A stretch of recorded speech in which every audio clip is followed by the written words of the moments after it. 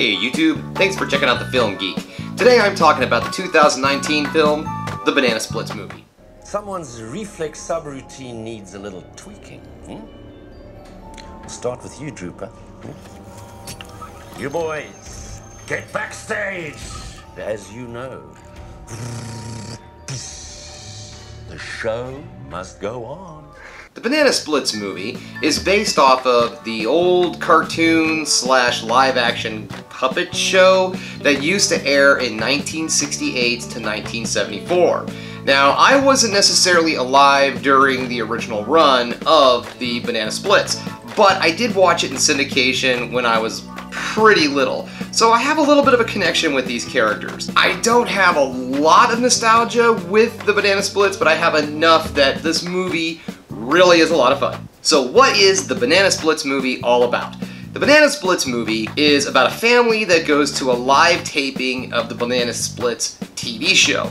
Now, in this universe, the Banana Splits did not get canceled back in the 70s. Oh no, the Banana Splits are still alive and well, still on TV. Now, in the movie, it just so happens that unbeknownst to everybody, this is going to be the last episode of the Banana Splits show. None of this really goes into the reasoning on why there's a massacre. In this universe, the Banana Splits aren't just guys in costumes. No, they are actually fully functional robots. So what happens in any movie with robots? Well, guys, they go crazy. They start killing the humans, and there really isn't any real explanation on why they start killing the humans. It's like a programming glitch. Now, one of them gets the programming glitch. They never really go into any detail if any of the other Banana Splits characters get the same glitch or not. Like I said, the glitch really doesn't have any kind of explanation whatsoever.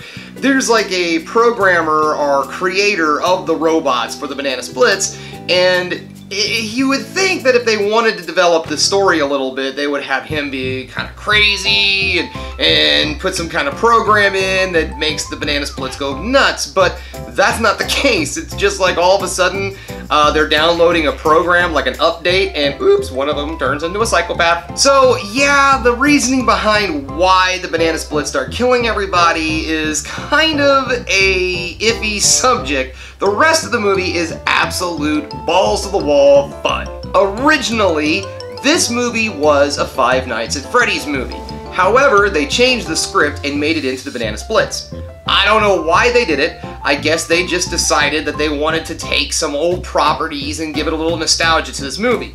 Maybe they felt it made the script stronger than something like Five Nights at Freddy's. Then again, Five Nights at Freddy's was one of those flash in the pan kind of things. At least in my opinion, it seems that way.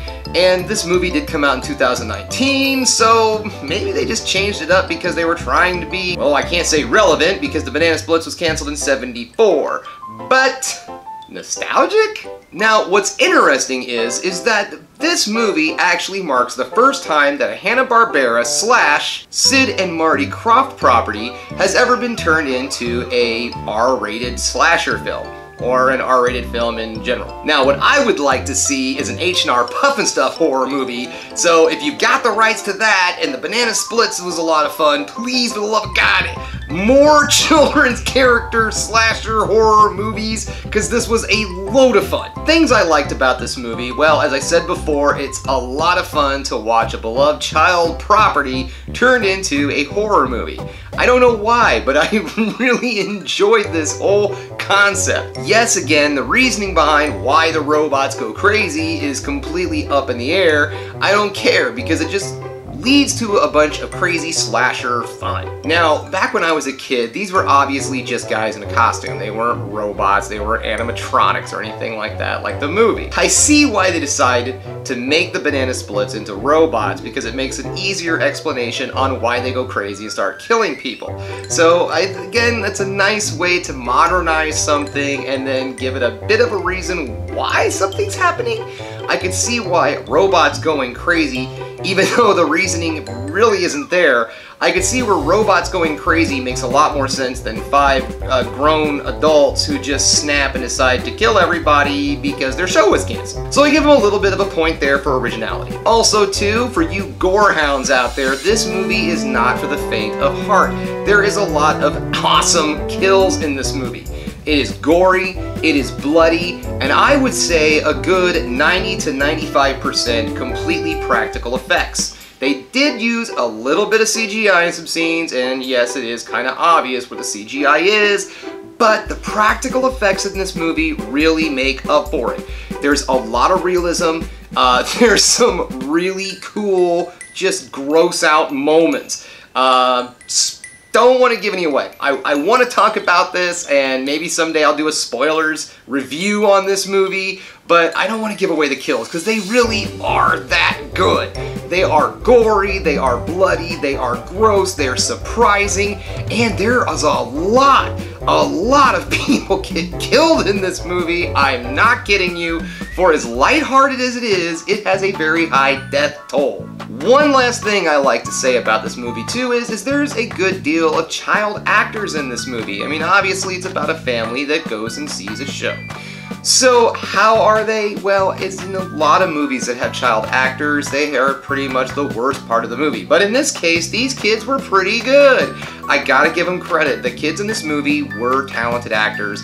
They really have a good way of conveying that, you know, they are in a situation that they don't want to be in, they are uncomfortable, they are scared. It doesn't seem like, you know, kids in horror movies that are just kind of bland and two-dimensional. These kids have a little bit of background to them. You know, the main kid in the story is a huge fan, and he's this great big Banana Splits fan, and he's kind of at this crossroads in his life where most kids his age have stopped listening to or watching the Banana Splits, but he's still super into them, and like, it's his birthday, and no one shows up at this one kid, and you know, more of them were supposed to go to the Banana Splits, but this one kid shows up, and it was mostly just because she was curious, not even a fan or something, you know, and really, the kids do a great job in this movie. So kudos to those child actors. You did a good job. Okay, folks, if you're wanting to watch the Banana Splits, you can find it out there on all of your streaming rental services. I know it's on YouTube, Prime, Vudu, the usual rental sites for your usual price, $2.99, $3.99, and it's definitely worth your watch for this Halloween season. Okay, guys, that brings us again to the end of another Film Geek Movie Spotlight. Thanks again for checking me out. If you liked what you saw here today, please hit the like, go ahead and subscribe, ring that bell for notifications so you know when I post these videos, and let's not forget what I always say, folks, keep watching movies. You know I'm gonna.